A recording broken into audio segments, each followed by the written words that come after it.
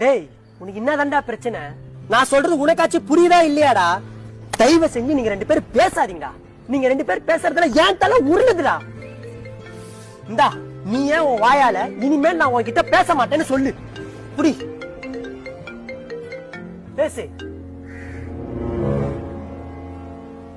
உன் பேச்சுக்கா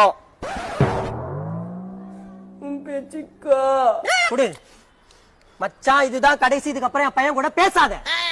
நம்ம ஒரு காலத்துல பேசி பழகி ஒன்னா இருந்தோம். அப்புறம் எனக்கு கல்யாணம் ஆயிடுச்சுல.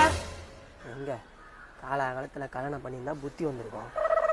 மச்சான் உன்னை பத்தி எனக்கு நல்லா தெரியும். அரையாண்டு படிச்ச முக்கியம் இல்ல, முழுவாண்டுல பாத்துக்கலான்னு என் மண்டைய கழுவுனவன்.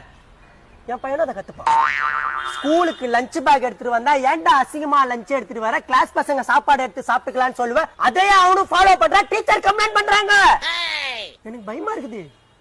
இப்படிதான் திங்கக்கிழமை ஒரு நாள் காலையில அவன் கைய தூக்கி பாக்குற, வெட்டி வச்ச வெங்காயத்தை அக்குள்ள வச்சுக்கின்னு திருன்னு முழிக்கிறான்.